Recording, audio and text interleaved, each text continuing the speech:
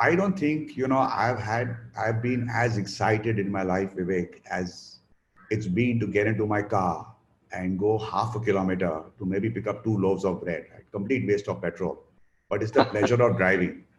And I know Exactly. that, there are people who've broken rules and there are cars taking people to their hometown where they are, right? I'm sure there's something very interesting that you have to talk to us about mobility. And of course, the Absolutely. lockdown movement. Yeah. Yeah, thank you, Sunil. Yeah, I think personally, when like everybody else on the panel have said, unprecedented times, lots of learning, and for me personally, two things have stood out. A deep realization that how little we really need to get by, on a daily basis, how we have consistently cluttered our life with gadgets and brands and articles and many stuff. I think that is kind of unraveling pretty rapidly, and deep realization that you can actually have a pretty contented, pretty full life with far less. I think that is really settling in personally for me. Also, another thing that Neeraj and Amalik spoke about, a deep appreciation of what happens at home. I think we men folk have to actually put up our hands and accept that we've been kind of insulated and kept ourselves kind of, willfully blindfolded to what's happening, and let that part of our lives just carry on. And I would say with little appreciation. I think now far more appreciation to the homemakers in our lives, and for women who manage both the home as well as their careers. I think no amount of appreciation, no amount of admiration is less. And these are two personal takes I want to put in front of the panel. In terms of industry, I think Sunil, you verbalized exactly what was my thought.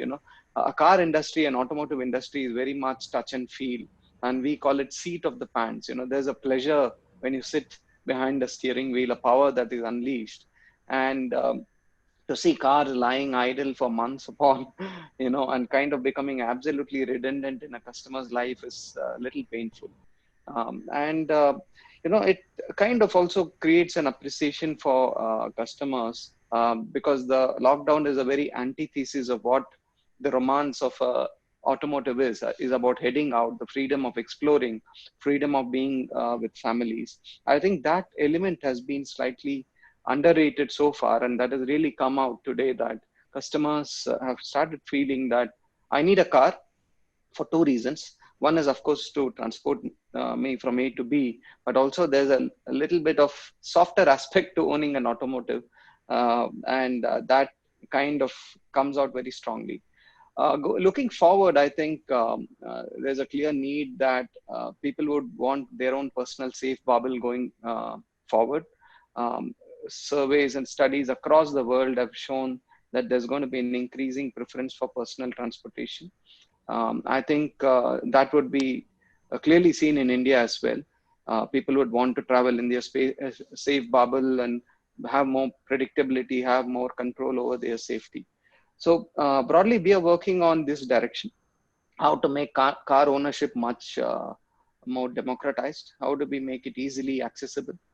We are working on much, a differentiated kind of ownership cycles, be it probably subscription models, a low EMI approach, so that people can get into that ownership cycle very fast. In terms of safety, I think I can proudly say that Tata Motors is one of the manufacturers who have always put safety right up front. We put money behind the claim. We prioritize safety in our cars. And when I say safety, this is on-road safety. We were the first five-star global NCAP rated manufacturer in the country when we came out with the compact SUV Nexon. We followed it up with a hatchback as well. And today, consumer awareness of safety is really shooting up. So under the umbrella of COVID, an overall sense of safety, a heightened awareness of safety among all of us and across all strata of society is very, very visible. So I think intuitively, since Tata Motors is so aligned with safety, there's going to be clear preference in terms of our brand is what we estimate, and we are going to live up to that as well. Continue to put money behind our positioning, like we did in the engineering side in terms of how well our cars are made. We have extended the same into the COVID situation.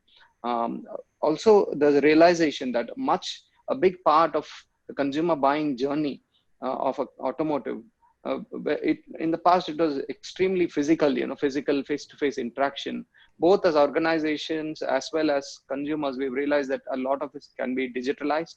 A lot of it can be, not face-to-face, but can be done through remote. So we are really working on technological intervention to make that possible. Can we do a virtual showroom? Can we do a Skype call between a customer associate and a customer to, kind of take care of all his doubts and minimize the physical contact?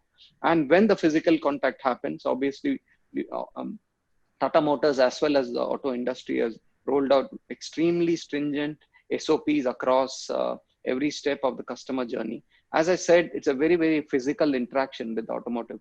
Right from the time you drive the car, multiple people drive the test drive cars. There are a lot of crowds in our showroom. So every element has been really taken care by Tata Motors as well as the industry. And customers will experience this digitalized kind of a buying journey, a much more safer physical interaction, and also a movement of the sales experience away from the showroom to a physical digital world, and probably at the customer's place of choice, where he wants to conduct a transaction.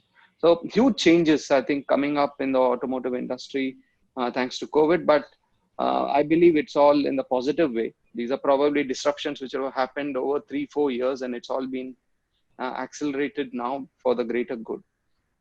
In terms of my lockdown moment, so I like to be, I'm a bit of a fitness fanatic, and I was really feeling cooped up inside the home, like what Sunil, you started off.